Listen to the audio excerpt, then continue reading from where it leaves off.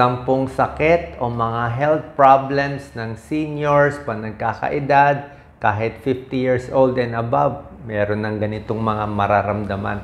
So, tingnan natin kailangan ready tayo dito, huwag tayong magugulat pa nagkakaedad, ito mararamdaman. Number 1 out of 10, pagbabago sa digestion, yung panunaw natin. Magugulat kayo, pag edad 50 pataas, mahirap na lumunok, parang very dry. Pag kumain tayo ng marami, hindi na matunawan. Dati, kain-kain naman natin kumain. Mas constipated, mas matigas na yung pagdumi. Ano nangyayari? Humihina talaga panunaw natin. Kumukonti yung digestive enzymes, pancreatic enzymes, mas constipated. Pati yung colon, mas babagal ang galaw. Okay? Kulang sa exercise, kulang sa tubig. So, ano gagawin natin? Paghihina panunaw, dahan-dahan ng kain. Mas mabagal, tsaka mas malalambot yung kakainin.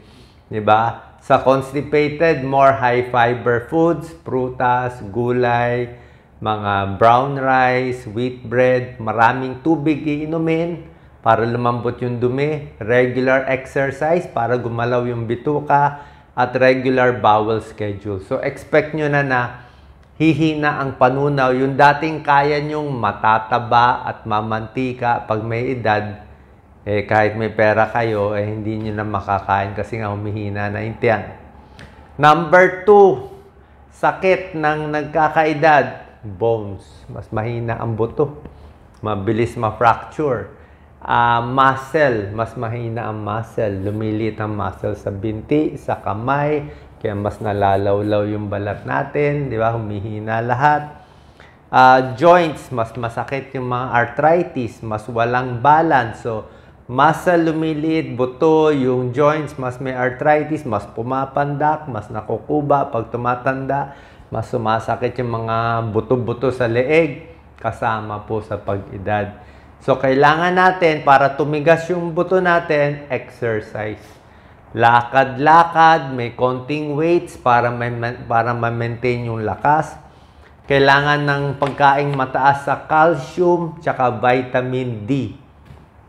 Calcium, dilis, broccoli, tofu, dairy products, gatas, yogurt, calcium supplement, vitamin D sa araw, sa itlog may vitamin D, tuna, itlog. Okay? So, para lumakas yung bones and muscle natin. Number 3, organ na nanghihina, puso, tsaka mga artery nagbabara. Opo, tunay yan. Ang nangyayari, bilang internist cardiologist, alam ko yan, na pag tumatanda yung tao, kahit minsan edad 50 pa lang, parang mas hinihingal na kasi nga tumitigas yung puso. Yung puso, pag bata, malambot, maganda yung pumping. Pero pag tumatanda, matigas na. So, pag matigas yung puso, nangyayari, mas hirap na siya mag-pump. Mas hingal, yung tibok ng puso mo, mas mabilis. Dati, ang tibok ng puso mo, baka 60 to 70 beats per minute. Pag matanda na, magiging 80 to 90. Sabihin, mabilis na. Sabihin, hirap na siya. Mas high blood din pag nagkakaedad. Okay? Mas prone na ma-heart attack, pati mga ugat. Pwede na magbara-bara. So, paano gagawin?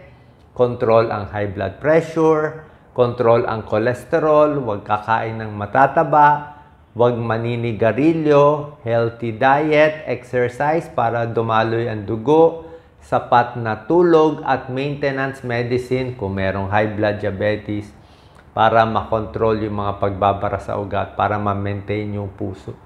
Okay? Number 4 na mga sakit na darating, bladder and urinary tract. Yan, pantog, urinary tract. Pag bata tayo, di ba, bira lang tayo umihi. Kaya natin umihi ng 500 cc. Di ba? Sabihin, yung bladder natin, muscle yan. Malaki capacity ng pantog natin. Pero pag tumatanda, patanda na patanda, patigas ng patigas yung bladder. So, ang kaya na lang niyang capacity, baka 200 cc na lang.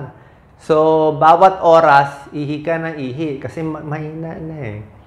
Diba? Tapos, may prostate problem pa. May bara pa yung mga lalaki. Lumalaki prostate. So, mas hirap umihi, mabagal yung ihi, may urinary retention, naiiwan yung ihi. Sa babae naman, mas nagkaka-UTI pag matanda. Minsan, nagkaka-prolapse. Diba? Marami ring problema sa pag-ihi pa nagkakaedad. Madalas din mag-infection. So, ano gagawin natin? Huwag magpapataba, mas overweight, mas hindi maganda. Huwag constipated. Pag constipated, umiire, hirap din sa pag-ihi. Maintain healthy weight. Okay? Tapos, minsan, bina-bladder training mo, parang sinasanay mo pa rin mapuno yung pantog. So, kung every hour ka umiihi, try mo i-maintain every 2 hours. Medyo titiisin mo na medyo mga 300 cc, expand yung pantog bago mo iihi ng todo. O minsan ginagawa ko, double urination. Pag umihi ka, pahinga ka ng 30 seconds, 1 minute, umihi ka ulit, double. Ibig sabihin, may pangalawa pa, sabihin, hindi na uubos kasi nga, hindi na ganun kalakas yung bladder natin. Number 5, problema ng edad 50 pataas at mga senior, utak. Mahina na memory, mahina na mag-isip, mabagal mag-isip. Nakalimutan mo pangalan ng kaibigan mo, hindi mo na maalala pangalan ng mga gamit. Pag tinatanong ko yung mga seniors, pag nagle-lecture ako, kailan nang hina yung isip nyo? Parang mabagal. Parang bago mo masabi yung pangalan, mag-iintay ka ng 1 second, 2 second. Sabihin nila, nung nag-60 years old ako O yung iba, nag-55 years old ako, parang humina na. So, paano tatalas yung utak? Regular exercise pa rin. Lakad-lakad, good circulation. Pag gumanda yung circulation, gaganda yung daloy ng dugo sa puso at sa utak. Pag may daloy ang dugo sa utak, mas maganda yung circulation, malaki blood flow, mas gagana yung memory. Bawas stress. Okay? Bawas depression. Nakakabawas siya ng memory. Healthy diet, fruits, vegetables, para hindi magbara sa utak. Iwas sa mga matataba, sa fast foods. Nakakabara ng ugat yan. Gamitin lagi ang utak. Okay? Huwag magre-retire completely. Trabaho, isip-isip, compute. Huwag puro calculator. Mag-chess, mag-word games, mag-hobbies, mag-attend ng klase kahit matanda na, mag-aral ng instrumento, mag-aral ng lengguwahe, basta aral, basa. Kumausap sa maraming tao para gumana yung utak, di ba? Mag-volunteer sa barangay. At para gumana yung utak, gamutin ang high blood, high cholesterol at diabetes para hindi magbara. Number 6, organs na nangihina, mga sakit na darating. Number 6 out of 10, ang mata at ang tenga nanghihina. Okay? Mas may katarata, mas hindi makakita, mas lumalabo mata. Minsan salamin lang, pwede na. Pero minsan pag katara, kailangan operation. Okay? Mabilis masilaw. Okay? Mga may diabetes. Minsan may retinopathy, delikado. Pag hindi na-control yung blood sugar, pwede mabulag. So, mata, very important. Bawal tumingin sa araw habang bata pa para hindi masira yung mata. Sa tenga naman, marami nabibingi pa nagkakaedad. Okay? Lalo na kung bata ka pa, mahilig ka mag-earphone, sobrang lakas ng sound. Kasi pag expose ka sa malakas na sound, mas nabibingi yung tenga. Okay? Yung mga trabaho sa tabi ng airplane, tabi ng kalye, laging naiingayan, hindi maganda sa tenga. Papacheck din siyempre sa specialista sa tenga, sa ENT, baka may baradong tutuli. Pag walang choice, may hearing aid, di ba? Number 7, nanghihina, nasisira, ipin at gums. Ang mga may edad, madalas nabubungi, napipingot yung ipin, tapos yung gums, lagi may gum infection, yung gilagid. Mas nagre-recede, bumababa yung gums, mas na-expose yung ipin, mas nasisira yung ipin. Pag nasira ang ipin, hindi na siya makakagat. Paano siya kakain ng isda, ng manok? Diba? So, pag wala siya makain, lalo siya manghihina. So, kailangan yung ipin, very important. Tsaka pag may gum infection, delikado pwede pumunta sa dugo, pumunta sa puso. Pwede kumalat yung infection mula sa ipin, papunta sa dugo. Paano gagawin sa ipin? Magto-toothbrush lagi, magfo-floss, dental floss, at bisita sa dentist regularly every 6 months. Number 8 out of 10 na nagkakaproblema, balat. Okay, alam niyo naman niya, wala tayong magagawa sa balat. Nagkaka-wrinkles, nagkaka-eye bags, bumabagsak ang muka by gravity, babagsak din yung sa leeg, mas kukulubot, mas maraming ugat, nagbavaricose. Ano pa ba? Maraming age spots lumalabas pag tumatanda. Maraming itim-itim, brown-brown, o mga pula-pula naglalabasan. Maraming skin tag, yung balat-balat naglalabasan pa ng kakaedad. Kasama yon. Pero syempre, babantayan mo. Pag nunal lumalaki, baka skin cancer, binabantayan. So, anong gagawin natin sa balat na tumatanda, na numinipis ang skin, wala ng fatty tissue, parang hindi na siya ganun kalambot yung mukha natin. So, dapat lipat ka na sa mild soap. Mas mild na yung soap. Huwag na matatapang na sabon. Huwag na maraming perfume. Dapat medyo oily na yung sabon. Mas oily or afterwards, mas mag-moisturizer ka sa mukha, mag-lotion sa katawan kasi nga nagda-dry na yung balat natin. Mas dry ang balat, mas kumukulbot. Magsa-sunblock para pag-expose sa araw. Magsuot ng sombrero, protective clothing para hindi masira ng araw ang balat natin. Okay? Number 9 out of 10 problem is tumataba. Okay? Yan ang problema ng karamihan. Pag nagkakaedad, lumalaki bilbil, lumiliit yung muscle, di ba? Mas pumapandak, di ba? Kasi nga, hindi na pwede yung dating kain natin.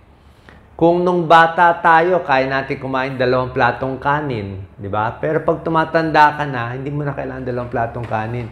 Kasi ang matanda, mabagal metabolism. Ibig sabihin yung galaw ng organs, galaw ng katawan, mabagal na. Pati movement, mabagal na. Di ba? Kaya mas maliit yung muscle, pag tumatanda, mas konti na lang calories kailangan mo. So, pag matanda, baka kailangan mong calories, baka 1,500 calories na lang o 1,700 per day. Pag bata ka, kailangan mo 2,000 o 2,500. So, pag minentain mo yung kain mo nung teenager ka sa kain mo ngayon, tataba ka. Hindi pwede ganun. Kaya, ang secret dito, eat less. Yan ang secret na pampahaba ng buhay. Eat less, live more. Okay, mas konti ang kinakain, mas umahaba ang buhay. Kaya yung mga iba na nagfa-fasting, hindi kumakain sang araw, sila yung mas mahaba buhay. Yung mga mas payat, sila mas mahaba ang buhay. Mas payat, mas hindi kumakain, mas fasting, mas hindi hirap yung katawan. Parang magaan, baga sa kotse, walang karga. O, 2 kotse, isang kotse, walang karga. Yung isang kotse, laging may sakay na 5 tao. O yung isa, laging may 5 tao, may luggage pa. Yung isang kotse, walang dala, walang bilbil. So, anong makina ang tatagal? Anong gulong ang tatagal? Siyempre, yung walang nakasakay.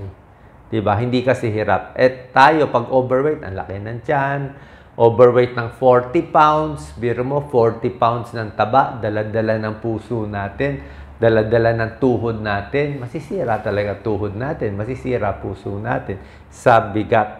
So, less eating, better, lalo na yung mga oily at fast foods. Number 10 out of 10 problem na nagkakaedad, ito, sakit, ay humihina sa pagtatalik. Poor sex performance. Expected to Pag sa babae, pagdating ng menopause, mga 48 to 52 years old, siyempre, may vaginal dryness, humihina libido, bumababa estrogen. So, sa babae, minsan gumagamit ng may mga KY jelly para pampadulas o merong estrogen cream na pinapahid, pero ipapaalam sa OB-GYN. Sila magsasabi nito. Pag lalaki naman sa pagtatalik, humihina din. Pag edad 50 pataas, baka may high blood, baka may diabetes, humihina, nagkakaroon ng impotence. Pag may diabetes na hindi control, nagiging impotent. Baka may prostate problem, baka tumataba. Pag tumataba, humihina rin sa pagtatalik. Pag tumatanda, syempre, may back pain, may neck pain, wala ng resistance, mahina na puso, may hingal na, hindi rin makatagal sa sex. So, kung nangyayari, anong tips natin? Pag babae, sa OB-GYN, papacheck. Pag lalaki, sa urologist, kailangan regular exercise pa rin. Light weights, kailangan physically fit para makapagtalik. Tsaka ina-expect mo talaga, pag lalaki kasi, bagsak din ang testosterone pag tumatanda. Diba? Kung babae, menopause, bagsak ang estrogen.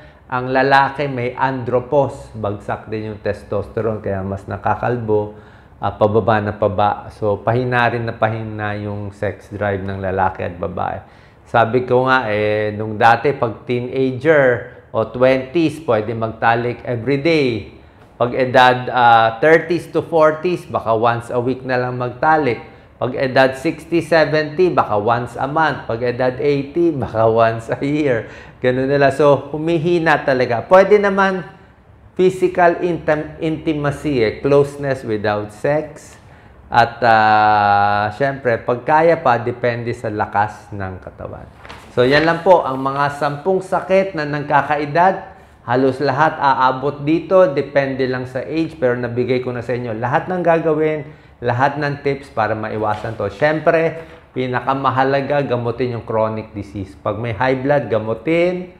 Meron akong mga home remedies, meron din gamot. Pag kailangan gamutin high blood, high cholesterol, inaayos, at diabetes, inaayos. Huwag magpapataba para hindi magka-arthritis, para mas humaba ang buhay. Siyempre, iwas bisyo. Iwas sigarilyo, iwas alak, mas maganda pa rin po. Salamat po. Share po natin sa ating kababayan.